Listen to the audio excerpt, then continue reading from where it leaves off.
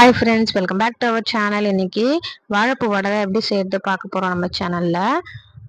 வாழைப்பூ வடைக்கு ஒரு டம்ளர் கடலைப்பருப்பு நான் வாஷ் பண்ணி நல்லா ஊற வச்சுக்க போகிறேன். 3 மணி நேரம் ஊற வச்சா மினிமம் நல்லாயிருக்கும் ஃப்ரெண்ட்ஸ். இல்லை 2 மணி நேரம் கூட போதும். 3 மணி நேரம் வச்சிங்கன்னா இன்னும் நல்லாயிருக்கும்.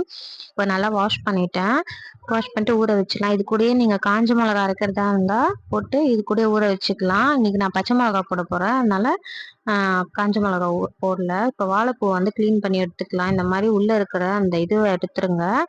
அப்புறம் அந்த நான் வெளியிலையும் ஒரு கண்ணாடி மாதிரி இருக்கும், அதையும் எடுத்துருங்க.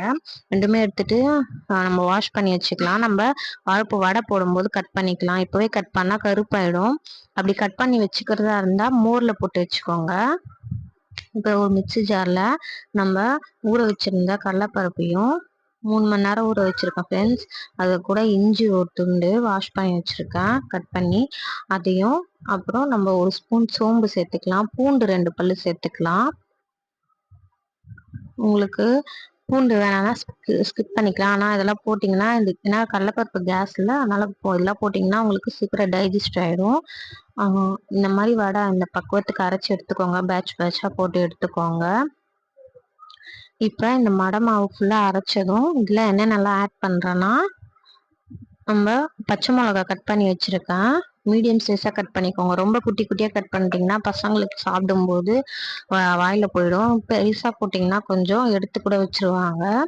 பச்சை மிளகா போட்டுக்கலாம். கட் பண்ணி வச்சுருக்க வாழைப்பூவும் போட்டுக்கலாம். கொத்தமல்லி போட்டுக்கலாம். வாழைப்பூ பொடிசாக நல்லா கட் பண்ணி வச்சுருக்கேன் ஃப்ரெண்ட்ஸ். அதை இதுலேயே போட்டுக்கலாம். மேலே வெங்காயமும் பொடிசாக கட் பண்ணி வச்சுருக்கேன், அதையும் போட்டுக்கலாம். கருவேப்பிலையை குட்டியாக கட் பண்ணி வச்சுருக்கேன், பொடிசாக அதையும் கட் பண்ணி போட்டுக்கலாம். இதுலேயே போட்டுட்டு தேவையான அளவு உப்பு, பெருங்காயம்லாம் போட்டுக்கலாம். அப்படியே கையாலேயே மிக்ஸ் பண்ணிக்கோங்க. எல்லாம் ஒன்றா சேர்த்து மிக்ஸ் பண்ணிவிட்டு,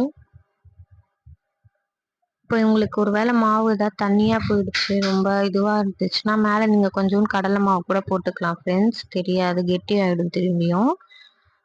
நீங்கள் மோஸ்ட்லி இந்த கடலைப்பருப்பு வடையை மட்டும் நீங்கள் கெட்டியாக அரைச்சிட்டிங்கன்னா ஒரு பிரச்சனையும் இருக்காது. டக்கு டக்குன்னு போட்டு எடுத்துடலாம். உளுந்து வடை தான் கொஞ்சம் கஷ்டமாக இருக்கும். இந்த மாதிரி பிசைஞ்சிட்டு நம்ம வடை கடாயில் எண்ணெய் காய வச்சுருக்கேன் கேஸில். எண்ணெய் காய்ஞ்சதும் நம்ம வடை தட்டி போட்டுக்கலாம். உங்களுக்கு கையில் வாட்டப்பட்டுச்சுன்னா கையிலே தட்டி போட்டுக்கோங்க. நான் இன்னைக்கு இந்த கவரில் தான் தட்டி போடுறேன். நீங்கள் பாலித்தீன் கவர் எந்த கவர்லையும் வாழை இலையில் கூட தட்டி போடலாம் ஃப்ரெண்ட்ஸ். இப்போ பாருங்கள், வடை தட்டி போடுறேன். அதான் ஃப்ரெண்ட்ஸ், இந்த வீடியோ பிடிச்சிருந்தா வாழைப்பூ வடை உங்களுக்கு பிடிக்கும்னா இந்த வீடியோவை லைக் பண்ணிக்கோங்க. கண்டிப்பாக ட்ரை பண்ணி பாருங்கள். வாழைப்பூ ரொம்ப ஹெல்த்துக்கு நல்லது ஃப்ரெண்ட்ஸ். பசங்க ஸ்ட்ரெயிட்டாக பொரியல் பண்ணி கொடுத்தா சாப்பிடவே மாட்டாங்க. இந்த மாதிரி வடை மாதிரி போட்டு கொடுத்துட்டா சாப்பிட்ருவாங்க. கண்டிப்பாக நம்ம சேனலை சப்ஸ்கிரைப்பும் பண்ணிக்கோங்க பார்த்துட்டு இருந்தீங்கன்னா. பாய் ஃப்ரெண்ட்ஸ், வேறு ஒரு வீடியோவில் பார்க்கலாம்.